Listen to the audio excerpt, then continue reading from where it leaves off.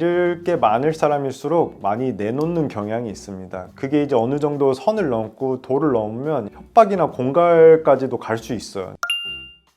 상간소송이요. 네. 평균적으로 기간이 얼마나 소요가 되나요? 상간소송의 경우에도 이제 크게 두 가지로 나누면 피고가 자신의 상간행위를 인정하는 케이스와 부인하는 케이스가 있는데, 인정하는 케이스 같은 경우는 빠르면 뭐 3개월에서 4개월, 부인하는 경우에는 오래 걸리는 건 1년 이상 걸리는 사례도 있어서 평균적으로 보면 한 6개월 정도 생각하시는 게 맞습니다. 진행하시는 동안 원고분들이랑 피고분들이 어떤 점을 많이 힘들어하세요? 원고 같은 경우에는 어쨌든 자신의 배우자의 이런 부정 행위를 이제 밝히는 소송이기 때문에 그러한 증거 수집 과정부터 사실 고통을 받습니다. 그리고 자신의 배우자가 다른 이성과 성관계든 부정행위든 증거를 확보하고 그 증거를 정리하고 그러한 과정을 또 변호사한테 설명을 하고, 그리고 소송을 진행하면서 피고의 부인하는 답변이든 인정하는 답변이든 그거에 대해서 또 반박을 하고, 전반적인 거에서 다 사실 힘들어 하십니다. 피고 입장에서도 억울한 경우가 많거든요, 생각보다. 뭐 예를 들어 원고의 배우자가 유부남이거나 유부녀인지를 제대로 얘기하지 않고, 아니면 뭐 돌싱이라고 해서 실제로 만나는 경우도 많고, 근데 그러한 것들을 다 입증하기 위해서 증거를 확보하고 또 소송에 대응하고, 역시 마찬가지로 그거를 이제 변호사한테 상담하고, 이러한 과정들이 쉽지만은 않은 과정이죠. 합의를 하게 되면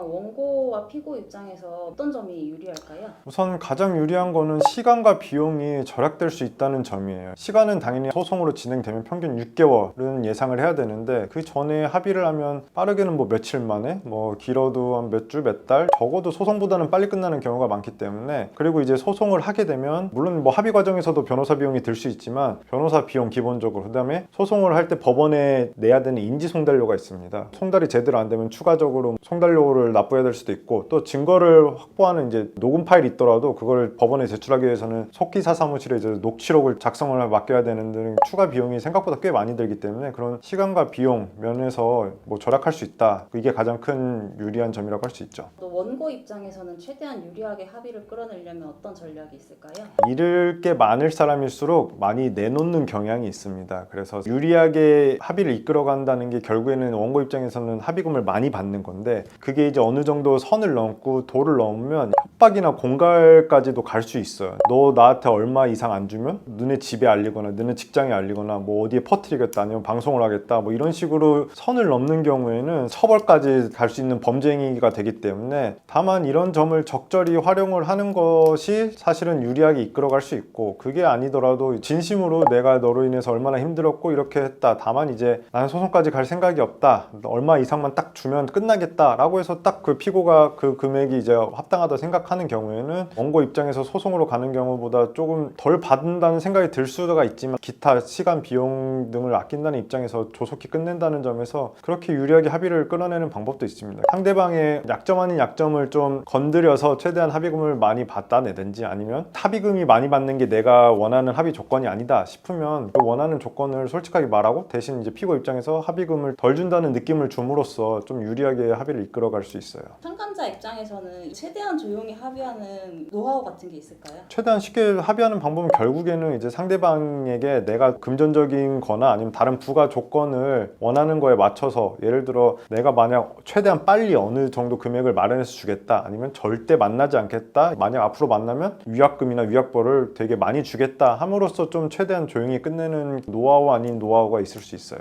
소송 말고 합의도 변호사가 도움을 줄 수 있나요? 사실 그렇습니다. 이제 합의라는 게 뭐 개인끼리도 하실 수는 있지만, 합의서 문구를 어떻게 작성하느냐에 따라서 나중에 또 이 합의서를 가지고 또 분쟁이 발생할 수 있어요. 쉬운 예로, 내가 다시 한번 만나면 얼마를 주겠다, 근데 이 다시 만난다는 것 자체가 사실은 되게 모호해요. 예를 들어 내가 직장 내 불륜이었어요. 다시 만날 수밖에 없잖아요, 만약 그 퇴사하지 않으면. 근데 그 만남의 기준이 뭐냐, 직장 동료끼리 밥 한번 먹는 거, 그게 합의서의 약정을 어긴 거냐, 이런 게 이제 나중에 또다시 소송으로 가고 분쟁으로 휘말릴 수 있기 때문에, 변호사를 통해서 명확히 문구, 그다음에 일반인들은 잘 모르지만 위약금과 위약벌도 상당히 차이가 있습니다. 위약금으로 얼마를 지급하냐, 위약벌로 얼마를 지급하냐, 이런 게 이제 나중에 다 또 법원에서 분쟁의 소지가 되기 때문에, 합의서 작성을 명확히 하기 위해서 변호사를 선임해야 되는 게 하나, 그다음에 두 번째는 당사자들끼리 합의를 하다 보면 감정이 상하기 마련입니다. 이게 상간소송경은 특히 특히 내 배우자와 이제 부정행위를 한 이성과 이제 합의를 진행해야 되잖아요. 그러면 본의 아니게 피고 입장에서는 원고의 심기를 거슬리려고 하는 게 아닌데 원고의 남편 흉을 보게 되거나 남편의 책임을 강조하다 보면 원고로서는 되게 괘씸하게 느껴지고 되게 불합리하다고 느껴지는 경우가 많고, 합의라는 것도 이제 원고 입장에서 요즘에 하도 인터넷이 발전했지만 정확하게 내가 어느 정도 금액을 받아야 되는지, 판결 갔을 때 어느 정도 금액이 나오는지에 대해서 정확한 사실관계, 어느 정도가 적당한지 액수를 모르는 경우에 합의가 제대로 원활히 되지 않고 감정만 더 상하고 소송으로 가는 경우가 있기 때문에, 이런 경우를 대비해서도 변호사를 선임해서 조기에 마무리 짓는 게 더 좋을 경우가 많이 있습니다.